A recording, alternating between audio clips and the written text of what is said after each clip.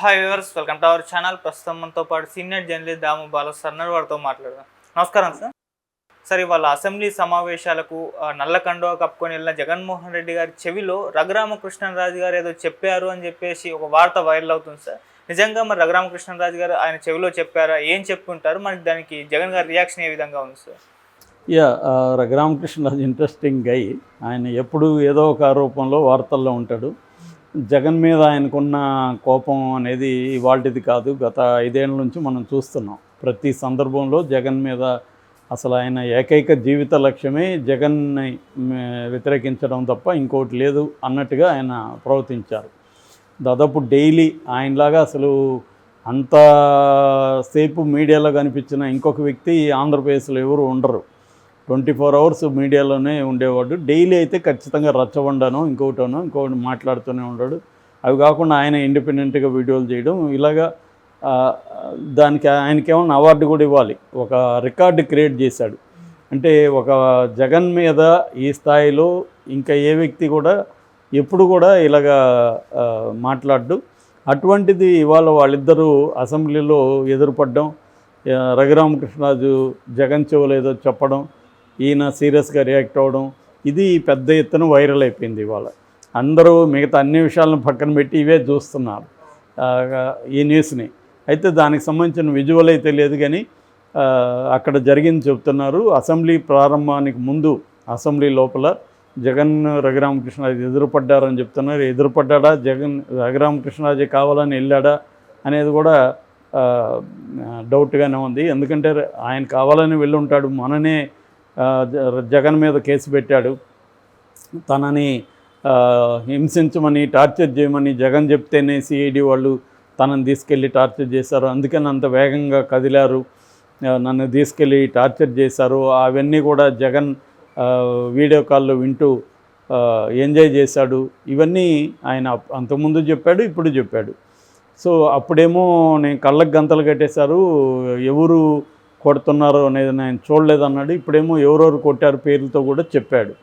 So దాని మీద case ముందుకెళ్ళలేదని కూడా నిన్న గుంటూరు ఎస్పీని కూడా కలిసి రఘురామకృష్ణరాజు ముందుకు తీసుకెళ్ళమని చెప్తున్నాడు. ఈ కాంటెక్స్లో రఘురామకృష్ణరాజు కావాలనే జగన్ దగ్గరికి వెళ్ళి అతని చెవులో ఏదో చెప్పాడు. కొన్ని నిమిషాల పాటు వాళ్ళిద్దరి మధ్య ఏదో చర్చ జరిగింది. దాని తర్వాత సీరియస్గా రియాక్ట్ అయ్యాడు జగన్ అని అంటున్నారు. మిగతా వివరాలు బయటికి రావాలి. మేబీ నాకు తెలిసి రఘురామకృష్ణరాజు మామూలుగా చాలామంది లేడీస్ గురించి చెప్తుంటారు. అందరూ మగవాళ్ళు ఒక చెవులో విని ఒక చెవులో వదిలేస్తే వీళ్ళు 2 చెవులతో విని నోటి ద్వారా వదులుతారని, అంటే వేరే వాళ్ళకి చెప్పేస్తారని. అలాగే రఘురామకృష్ణరాజు నోట్లో కానీ కడుపులో కానీ ఏది దాగదు, ఆయన చెప్పేస్తారు. ఆయన వచ్చి ఆయన ఏం గుసగుసలాడాడో కూడా చెప్తాడు. ఖచ్చితంగా ఆయన ఒక రకంగా బెదిరించి ఉండొచ్చు. నేను అంత చూస్తాను, నిన్ను నాకు ఎలా జరిగిందో నీకు కూడా అలాగే జరుగుతుంది, అట్లాంటిది ఏదైనా చెప్పే ఉండే అవకాశమే ఉంది. లేదంటే ఆయనేమి జగన్తో పోయి ఫ్రెండ్లీగా మాట్లాడే వ్యక్తి కాదు కదా. ఖచ్చితంగా లేదంటే జగన్ అంత సీరియస్గా ఎందుకు రియాక్ట్ అయ్యాడు అంటే జగన్కి వ్యతిరేకంగా అతను ఏదో గట్టిగానే చెప్పాడు. దాంతో జగన్ కోపం వచ్చింది, సీరియస్గా రియాక్ట్ అయ్యాడు అనేది మనకి అర్థమవుతుంది. ఎందుకంటే చరిత్ర చూసినా కూడా రఘురామకృష్ణరాజుకి నెంబర్ 1 ఎనిమి ఎవరు జీవితంలో అంటే జగనే. మరి దానికి కారణం ఏందనేది ఎవరికి తెలియదు. దీనికి ఒక వెర్షన్ ఏంటంటే జగన్ని కొన్ని కోరికలు కూడా నెరవేర్చలేదు, అందుకే జగన్ మీద కక్ష కట్టాడు. ఇప్పుడు చంద్రబాబు మీద కూడా అదే జరగబోతుంది. ఆల్రెడీ చంద్రబాబు తనకి స్పీకర్ ఇస్తాడు, నేనే కాబోయే స్పీకర్ అని అనౌన్స్ చేశాడు. అది జరగలేదు. దాని తర్వాత మంత్రి పదవులు ఖచ్చితంగా కోటాలో ఇస్తారు, క్షత్రియ కోటాలైనా ఇస్తారు. క్షత్రియులు 5-6 మంది ఎమ్మెల్యేలకు గెలిచారు కాబట్టి ఆ కోటా కింద ఒకరికి ఇవ్వడం పెద్ద విషయం కాదు కాబట్టి ఇస్తాడు అని అది కూడా అనుకున్నారు. కానీ అది కూడా ఇవ్వలేదు. ఏ రకమైన పదవి ఆయనకి ఇవ్వలేదు, ఉండి ఎమ్మెల్యే మాత్రమే.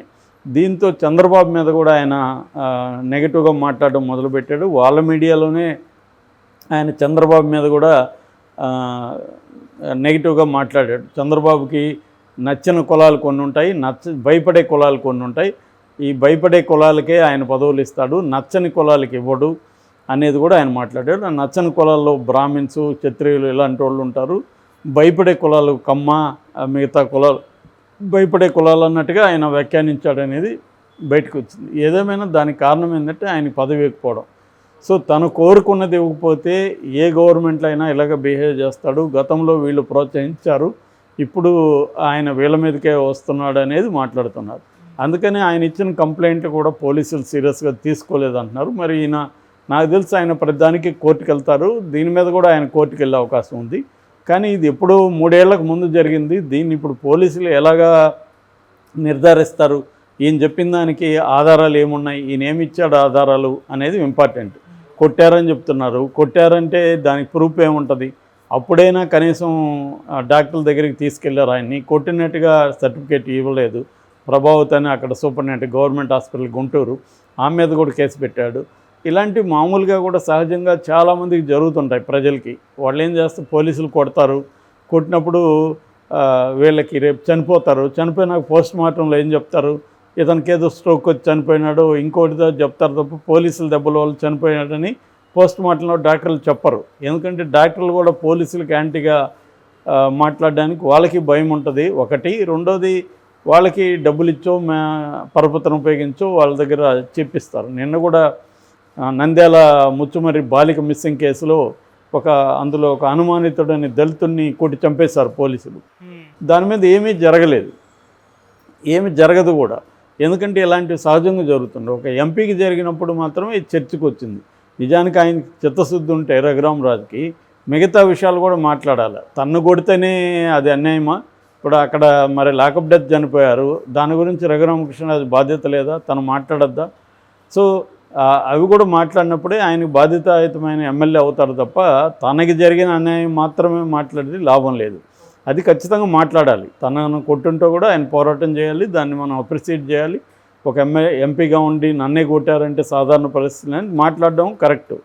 కానీ ఇదే ప్రభుత్వంలో జరుగుతుంటే పోలీసుల జులుములు దాన్ని వ్యతిరేకించట్లేదు ఆయన.